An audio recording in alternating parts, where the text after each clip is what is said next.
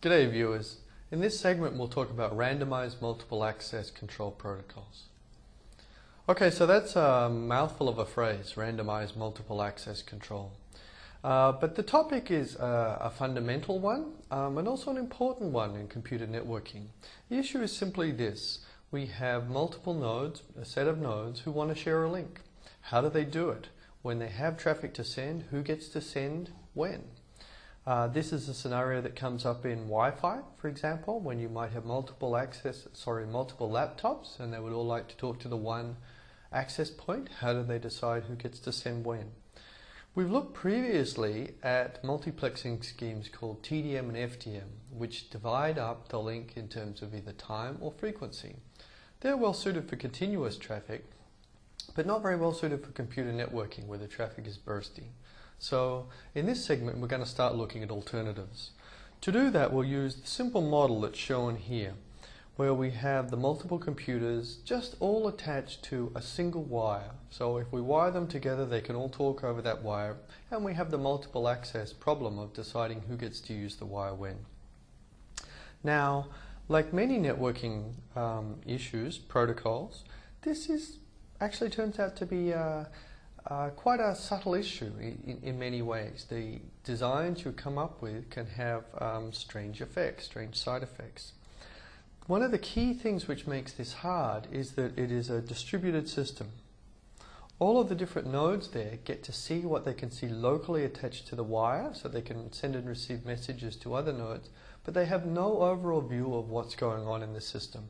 So there's no one in charge, there's no special party.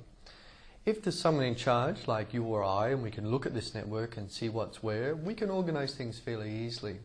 But we're now trying to solve a multiple access control protocol without that central view. That's what's difficult.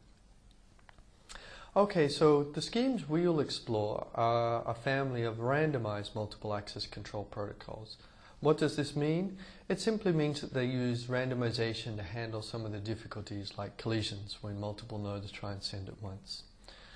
Randomization, or randomized multiple access control protocols, are the basis for classic Ethernet. This is one of the most successful networking technologies of all time that we'll learn about. And before we dive into it, I'll remind you of the central problem here, which is that we want sharing while the data traffic is bursty. In this figure, for instance, these nodes, the middle one looks like it's asleep. The one on the right is maybe occasionally sending a bit of traffic, but not much. The one on the left is very busy. If we use TDM or FDM to divide the link up into three different parts, the one on the left would only get a third of it, the other ones aren't really using their share. What we would like to do is statistically multiplex these demands so that the one on the left could use most of the wire while the middle one's asleep and the right one's not using it much. So let's see how that works. Well, our story for randomized multiple access control protocols actually begins in the Hawaiian Islands in the late 1960s. In this setting, a new kind of way of multiplexing a link was developed. Rather than use TDM or FDM, this new protocol was devised by a guy called Norm Abramson. The setting here was that we have all of these different islands, Hawaiian Islands. They have a wireless link. The islands want to send to one another. They're distributed. How do they decide who gets to send when? And let's not use simple TDM and FDM. Here's the protocol. Like many things, it's a very simple idea. It works like this, the Aloha protocol. When a node has traffic to send, guess what? It just tries to send. If you send successfully, you're going to end up getting an acknowledgement back of some form. I won't go into all of the details here, and then that means everything's okay, it was received. If you don't get an ACK, that means there's been some collision, maybe two nodes have tried to send at once. So all you do is you wait a random amount of time and try again. That's it, a very simple protocol. What could possibly go wrong? Here's how it works. Just as a bit of a diagram, you can see we have 5 different users here, and they're all sending packets over time. If we follow the protocol, they'll all just send when they have traffic to send. Now, if more than one of them sends at the same time, the signals will superimpose. We won't be able to receive it correctly. There's a collision and it's lost. So you can see here, several packets are involved in a collision over this time window. some portion of the packets were being transmitted at the same time, and also over here. However, even though some of these frames are lost, many of the other frames get through. Okay, so is this a good idea or a bad idea? You can think about that for a minute, and I'll tell you the answer. Actually, it's a pretty good idea on the whole, or at least a reasonable one. It's a dead simple scheme. It's fully decentralized. There's no central point of control here that can fail or is required for the system. And it works quite well under circumstances of low load where the link is not busy most of the time. Now, for many networks, low load is actually a common case. We might have many computers, but often they're really not doing anything much with the network, or at least they used to before we have all of these background processes. Under low load, well, if the network's mostly not being used and someone has a packet to send, they can just go for it. It works. So it's relatively effective under low load. Of course, the problem is when you really want to use it and multiple people want to send, which was basically our problem, it's not efficient then. You'll get collisions. You can actually do some sort of randomized analyses of this, and if you dived into all of the details, you'd find that the most efficiency you could get in terms of the fraction of the link that's successfully used to transfer packets tops out at about 18%. So we've wasted more than 3/4, more than 4/5 of this link, its capacity. That's not so good. You can actually come up with some improvements here. If you slot time so all packets begin on regular boundaries, it turns out that you can double the efficiency from 18 to 36%. And the reason for that is now collisions are all or none. You no longer have a packet or a frame that's mostly mated, and then at the very end someone just clips the end of it and the whole thing is ruined. But rather than look at that, we're going to look at other kinds of improvements to turn this into a much more effective protocol. And the place that I want to get to is so that you understand the design of something called classic Ethernet. Ethernet was invented by Bob Metcalfe in in 73, the early 70s here. It became really the most popular LAN, local area network technology of all time. So in the 80s and 90s, it was very common to see Ethernets deployed in buildings. And it worked like this. Essentially, all of the different computers here were wired to the one cable, which snaked around the building and connected all of these together. It was, usually a 10 megabit per second cable, somewhere near the beginning. All the nodes really have to do is solve the multiple access control problem, and then they can all talk to one another. So to do that, we're going to improve on Aloha in several ways. Let's look at those improvements. The first way that Ethernet improves upon Aloha is with a technique called CSMA, for Carrier Sense Multiple Access. This simply means that a node should listen to the medium to see if it's busy before it sends its frame. It sounds like rather an obvious technique, but it's not quite so obvious in the sense that it's easy to engineer with wires, and so Ethernet does it in a wired context, but it's actually more involved in the case of wireless, as we'll get to in a subsequent lecture. Okay, so our technique is now simply to listen before we send packets. And the question I have for you is whether this is in fact going to eliminate collisions completely.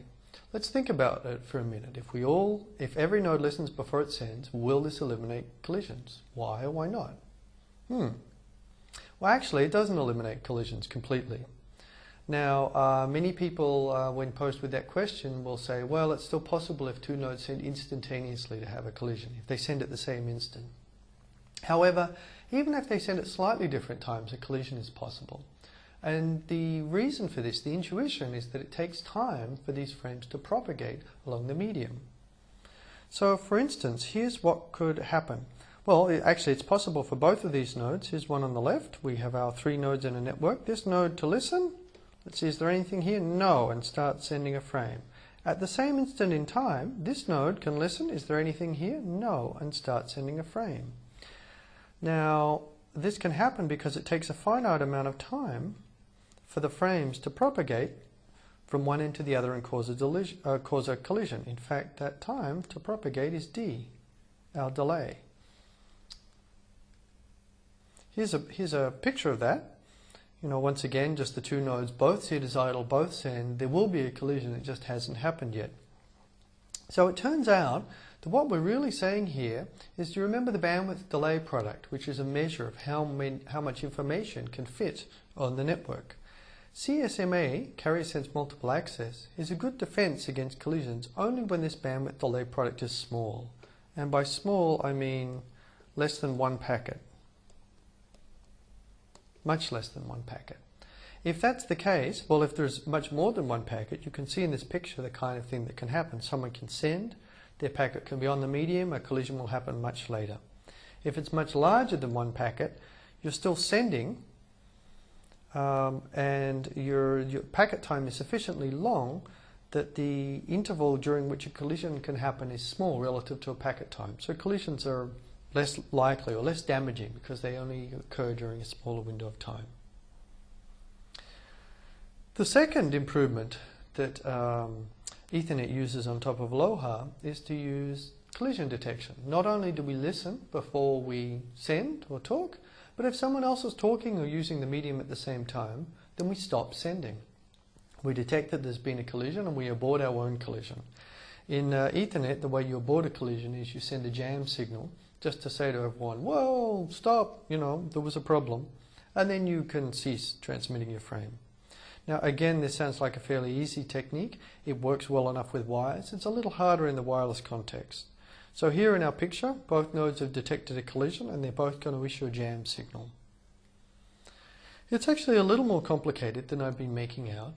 When there is a collision, you would like all nodes that are involved in the collision to realize that a collision has occurred.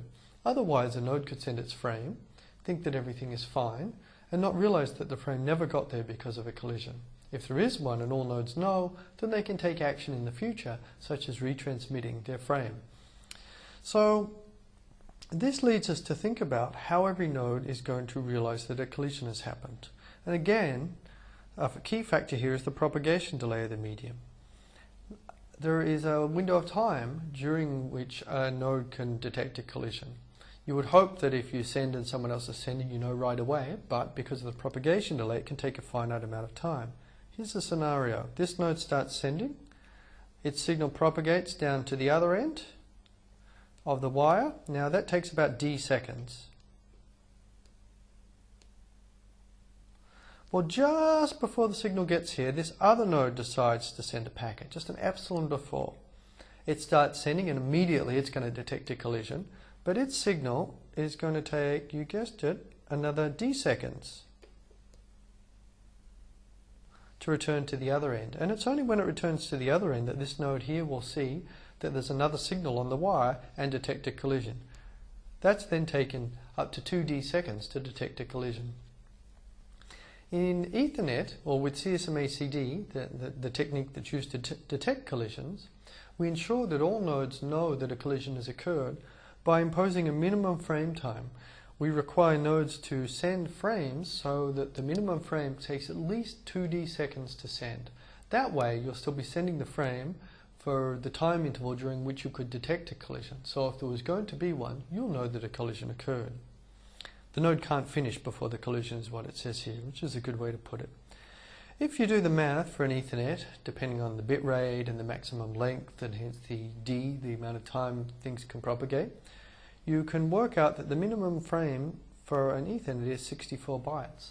This means that actually if you wanted to send a packet with a 1 character in it or a short message like OK, the minimum message size that you're going to send is 64 bytes regardless. If you try to send something smaller, it will be padded out.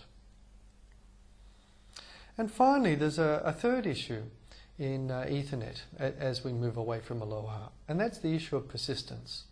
This is a good illustration actually that these protocols, simply random access protocols where you just send, conceptually they sound very simple, but there can be very complicated interactions between different nodes when everyone independently follows all of these rules. Persistence is one illustration of that. So the persistence issue is simply the question of what one node should do if it senses that another node is using the medium. Obviously it's going to wait and not send right away, or that would cause a collision. But how long should it wait? That's the question. So what do we do now? Okay, well I have a brilliant idea. The node here on the left should simply wait until the other node is finished and then go for it. That's the simplest solution I can come up with. I like simple. Generally, we like simple designs. They're better. Sounds good. What could possibly go wrong? Well, as you might have guessed, something can go wrong. Here's the problem that you get if you use that scheme where you node that senses the medium busy, waits for that sender, and then sends immediately. Actually, that is a good design if you are the only node that is waiting on the medium for someone else to finish, because then you go right away. But what if there are 2 or 3 or 4 different nodes, all of whom wanted to send, and they're waiting for another node to finish? If they send immediately, they will all collide. In fact, we've really created a problem here with this rule of wait till someone finishes and then go for it, in that the node that's sending is almost acting as a perfect synchronizer for the other nodes. It's lining up all of their transmissions so that a collision is guaranteed if there's more than one of them. This is not good. It's also more of a problem with more load, because the more load, the more likely it is that more than one node will be waiting to send, so that you will get collisions. And the more collisions there are, the more nodes will have to resend their frames to try and get them through. So we'd like to do something about this. Well, if we shouldn't send right away, how quickly should a node send? The difficulty here is that it depends on the number of queued senders. If there is only one sender that's queued up and waiting to send, it should send right away. If there are 2 senders, you would like each of them to send with probability about a half, so that on average only one of them would go right away and the other one would wait. That would be good. On the other hand, if there are 10 senders, you would like each of them to send with probability about 1 in 10. We would expect that way that only one of them is likely to go. That way we'll make sure the network's used. But there's unlikely to be a collision, which will waste that bandwidth. In general, if there are n queued senders, then you'd want each to send with a probability of 1 on n. That's what we would like to happen. But since this is a distributed system and the load is changing dynamically over time, this node, or any of these nodes here, does not know what n is. What is n? If you knew what it was, you'd be able to send with probability 1 on n. But at any given time, a node doesn't know what n is. Well, there's a clever heuristic which is used in Ethernet to solve this problem. It's called binary exponential backoff, and it's a technique that's probably useful in a lot of other contexts where you're trying to adapt to a certain level of load. Binary exponential backoff cleverly estimates the 1 in n probability. And it does this by starting and optimistically assuming, after a collision, that, well, since there were a collision, at least 2 people were involved, but it will assume there was only 2 of you. And so every node that's going through this process will say, okay, I will wait only 0 or 1 frame times. That's 2 options. So I'm going to send right away with a roughly probability of half is roughly what it corresponds to. Not exactly, but roughly. If you collide again, you say, well, whoops, maybe there were actually more than 2 of us. I'm going to try again. This time, I will send my retransmission chosen randomly over a 4-slot time. So that's like sending with probability 1 on a quarter for every time slot, roughly. If you collide again, you say, wow, well, maybe there are actually more than 4 of us. I'm going to double the number of slots I'm going to wait for. That's 8 slots now. I'll send with probability 1 on 8, roughly. And so on. So what binary exponential backoff is doing is it's doubling the interval for which you're waiting over with each successive collision. Now, as you know, this exponential growth and doubling gets quickly very rapidly. So even if you needed to wait for, if 100 nodes were contending all at once, binary exponential backoff will get you there relatively quickly. All you would need to go through is, 6 or so different collisions. 6 or 7 different collisions, and you'll get up there fairly quickly. So in practice, binary exponential backoff is very efficient. It's able to adapt over a large different operating range. And this is a property we very much like to see in our network protocols. You'll often hear the word scalability in networking. We would like to design network protocols which work when the number of nodes in the network is very small, but they also work well when the number of nodes in the network is very large. That way, as our network grows, there should be no problem. Binary exponential backoff works well when there are very few nodes, because it optimistically starts by assuming that there's no one much around and you can send rapidly. But it also works well if there are a large number of nodes, because by doubling this back off, it very quickly gets to about the right operating point. Okay, so when you put all of these improvements together, we have Classic Ethernet.